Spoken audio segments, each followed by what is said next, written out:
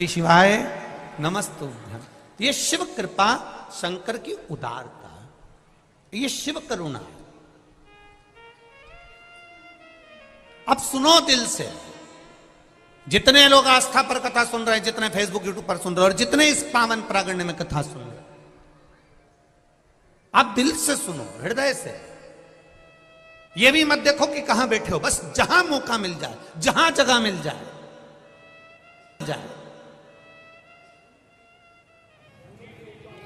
एक काशी के एक भक्त की कथा आती है जिसका नाम भोला था। माता पिता थे, आंखों से अंधा बेटा ने जन्म ले लिया था।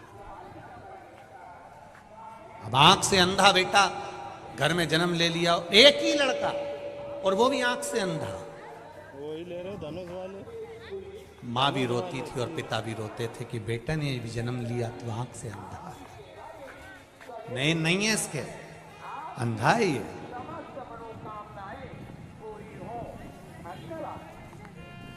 बेटे को जैसे तैसे माता पिता ने पाल पोस कर बड़ा कर, अब घर में अगर कोई विकलांग है, कोई का पाँव नहीं, कोई का हाथ नहीं, कोई के शरीर में रोग है या बीमारी है और उसका कोई नहीं है, तो माँ बाप तो यही सोचते हैं ना कि हम तो है ना, जब तक है हम तो अपने बच्चे को संभालेंगे, जब तक जीवन मिला मनुष्य की देह। रामघाट ये स्टेशन है, मेरा बेटा है, मुझे संभालना। रामघाट के नाम अंधे बेटे को, जिसका नाम उन्होंने काशी में भोला रख दिया था, उस भोला को वो संभाल। रामघाट हाल है। हमारा सनातन धर्म बड़ा विचित्र बात कहता है, ना अंधे को देखकर कभी हंसना है, ना लूले को देखकर कभी हंसना है, ना अपंग को, ना कोई का हाथ पांव, किसी के नेत्र, कुछ भी तकलीफ में हमें कभी नहीं हंसना।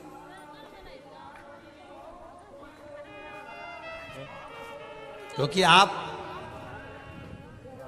भगवान से क्या मांगते हो? भगवान मुझे आनंद देना, बोलते हो कि नहीं बोलते? भगवान मुझे खूब खुशियां देना।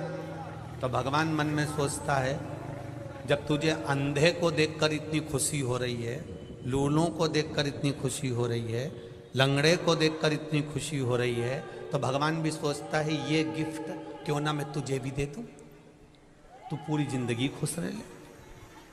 ना तो हमें किसी अंधे को देखकर हंसना है, ना किसी विकलांग को देखकर, ना किसी कमजोर को देखकर, ना कोई शरीर से बहुत मोटा है, बहुत तगड़ा है, हमें उसको देखकर भी नहीं हंसना।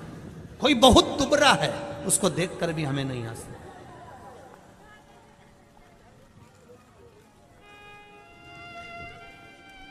और यदि हम उसको देखकर हंस रहे हैं, हम उसके ऊपर एक उंगली उठा रहे हैं, हम उसको देखकर थोड़ा ठिठोली कर रहे हैं, तो ये तैयारी रखना कि इस कष्ट को भोगने के लिए आपका एक जन्म हो सकता है। 84 लाखवें नंबर की योनि है मनुष्य की। 83,99,999 योनियां काटने के बाद यह मनुष्य की योनि 84 लाखवें नंबर की आती है। 21,600 श्वास रोज प्रतिदिन इस शरीर से निकलती है। 3.5 करोड़ पूरे शरीर में रोम छिद्र हैं। ये 3.5 करोड़ रोम छिद्र भगवान ने दिए। 21,600 श्वास प्रतिदिन शरीर से निकल रही है। 83,99,999 योनियां छोड़ने के बाद मनुष्य की देह मिलती है।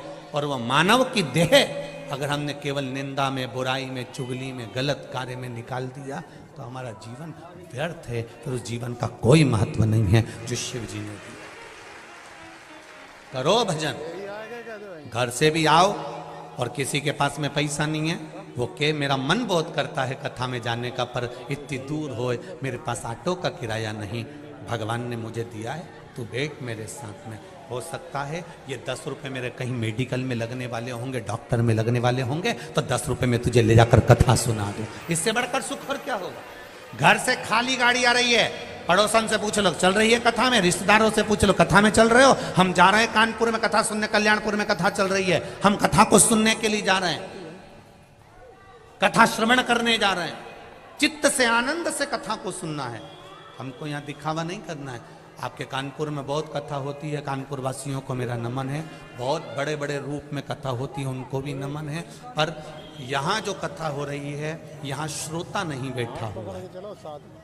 ये जो समिति कथा करा रही है, यजमान कथा करा रहे हैं, या जितने भी लोग सेवा में लगे हुए हैं, उनसे एक ही निवेदन करूंगा, यहाँ कथा सुनने के लिए श्रोता नहीं बैठा है। यहाँ जितने भी आएंगे वो भोला आएगा और भोला का भगत आएगा, इसके सिवा कोई नहीं।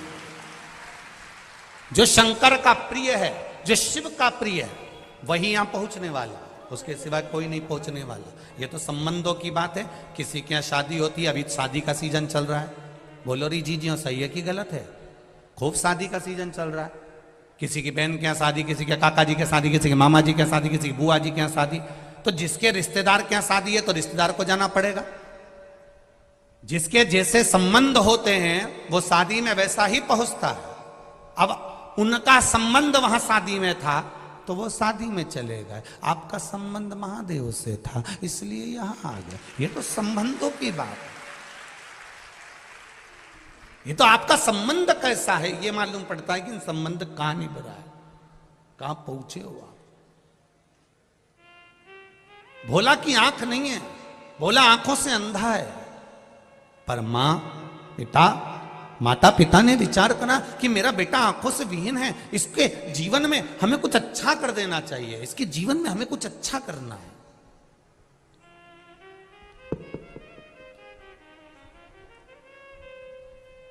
खूब अच्छा करने का प्रयास करो। एक आप सबसे निवेदन है, अपने बच्चों को, तुम्हारे पास में कितना पैसा है कभी अपने बच्चों को मत बताना। तुम्हारी अटैची में कितना सोना है कभी अपने बच्चों को मत बताना। तुम्हारे पास में कितनी प्रॉपर्टी है अपने बच्चों को मत बताना। पत्नी को भले बता देना, भाई बंधु को भले बता देना, मना नहीं, पर बच्चों को मत कहना कि तेरे बाप के पास में, तेरे पिता के पास में इतनी दौलत है। काय को चिंता करता है, काय को टेंशन लेता है। कभी नहीं कहना कि इतना धन, इतना वैभव, इतनी दौलत है। बच्चों से कहो पढ़ाई करो, विद्याध्ययन करो, मेहनत करो और अच्छी मेहनत करो और दिल से करो। और मेहनत कर कर तुम्हारे पिता ने जैसे कमाया है वैसा तुम कमाओ। बाप की जागीर पर कभी ऐश ना करना।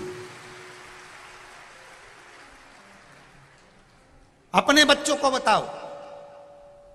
भोला के माता पिता ने विचार करा कि भोला एक दिन शरीर हमारा छूट जाएगा और भोला आंख से अंधा है, कुछ करा जाए व्यवस्था, क्या करा जाए। तो उन्होंने कहा कि ये आंख से अंधा लड़का करेगा क्या? ना तो नौकरी कर सकता, ना सर्विस कर सकता, ना कुछ करेगा। एक काम करते हैं, इसको शंकर जी के मंदिर जाना सिखा देते हैं, इसको मंदिर तक ले जाना सिखा देते।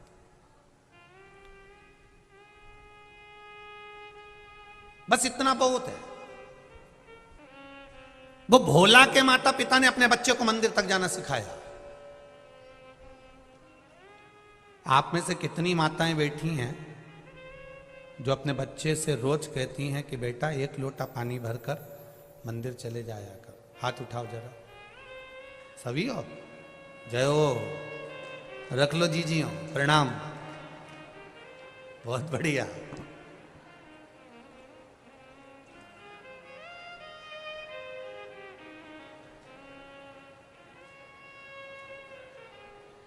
प्रणाम आपको, नमन।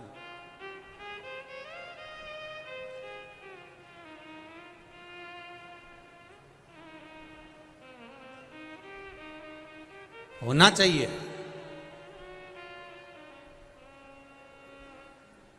हम पहले भी कथा में कहे और आज फिर कह रहे हैं,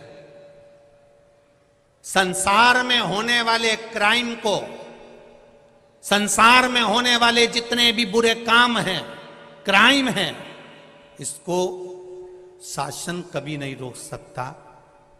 इसको शासन कभी जिंदगी में नहीं रोक सकता। क्राइम को अगर रोक सकते हो तो आपके घर के संस्कार रोक सकते हैं। आप रोक सकते हो इसको। आप अपने बच्चों को अच्छा संस्कार दीजिए, क्राइम होना बंद हो जाएगा। प्रशासन कितना रोकेगा, सरकार कितना रोकेगी। आप अपने बच्चों को अच्छा संस्कार दो, बेटा कभी गलत कर्म मत करना, भगवान पर भरोसा रखना, कभी गलत काम की ओर अग्रणी मत होना।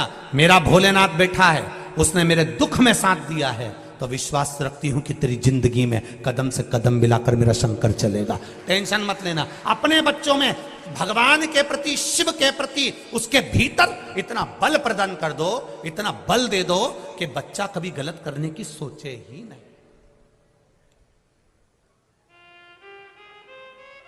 कभी बच्चे, अपने घर के बच्चे कभी गलत मार्ग की ओर जाए ना।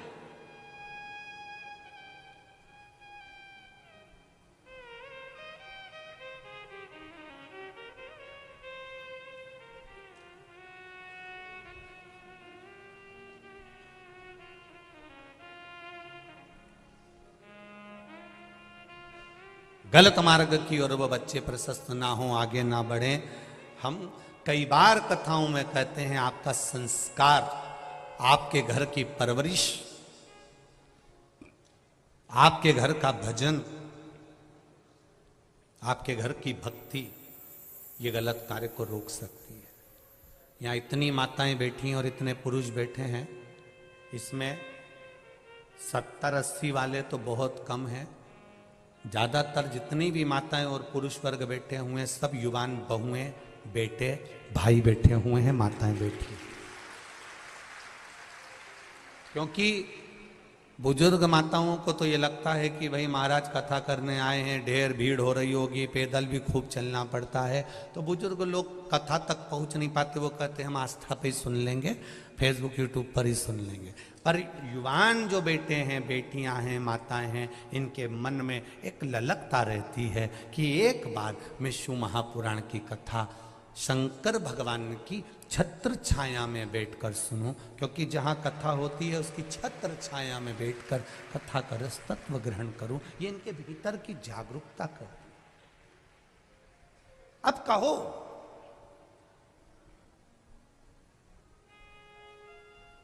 आपका बल, आप अपने जो बच्चों को बल दे रहे हो, काशी में रहने वाला भोला, उसकी माता पिता ने बल दे दिया कि अगर हम मर भी गए, हमारे प्राण चले गए, तो बेटा कम से कम शंकर के मंदिर जा रहा है, शंकर का गुणगान कर रहा है, शिव का भजन कर रहा है, शिव मंदिर में बैठेगा, भगवान का भजन गाएगा, तो जितने लोग मंदिर में आएंगे कम से कम वो तो सहयोग करेंगे। आप लोग जिस मंदिर में जल चढ़ाने जाती होगी ना, 2-4 महिलाओं की तो आपस में इतनी फ्रेंडशिप हो गई होगी, इतनी फ्रेंडशिप कि एक दूसरे के बिना रहे ही नहीं। और कहीं कहीं की तो यहां भी आई होगी तो ग्रुप में आई होगी, हम तो उस मंदिर वाले हैं, वो भी ग्रुप में बैठी होगी कि हम उस मंदिर वाले हैं, हम लोग वो कथा सुनने के लिए।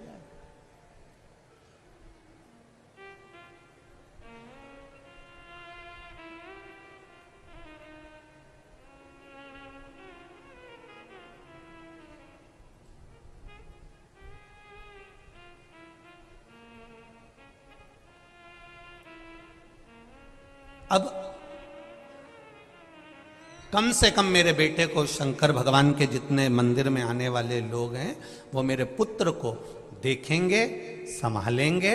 हमारे प्राण छूट भी गए तो हमारे बच्चे को कम से कम मंदिर में आने वाले देख लेंगे, संभाल लेंगे। ये जानकर माता पिता ने अपने पुत्र को शिव मंदिर ले जाना चालू कर दिया। बेटा बड़ा हो गया, मंदिर जाते रहे। एक दिन माता पिता ने अपने बच्चे से कहा कि हम पर गांव जा रहे हैं, वहां से आए, तब तक तुम शिव मंदिर में बैठना। माता पिता पर गांव निकल गए और दूसरे गांव से आ रहे थे तो कहीं एक्सीडेंट हो गया और दोनों माता पिता के प्राण छूट गए।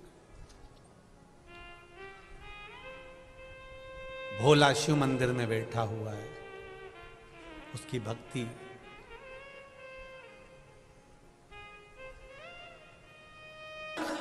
उसको नहीं मालूम कि मेरे माता पिता मर चुके हैं, मेरे माता पिता चले गए, प्राण छूट गए, पर जल बरस रहा है, नेत्रों से जल बह रहा है, लगातार बह रहा है। एक भाई वहां रोज जल चढ़ाने आता था शिव जी के मंदिर में, उसने पूछ लिया, आज तेरा आंखों से जल बह रहा है, आंसू निकल रहे हैं, क्या बात है? भोला कहता है मेरे माता पिता पर गांव गए, अभी तक आए नहीं है। उनका इंतजार करते करते मैं सुबह से थक गया, चल मैं तुझे घर छोड़ देता हूं। जो रोज शिव जी के मंदिर में जल चढ़ाने आता था, उसने भोला का हाथ पकड़ लिया।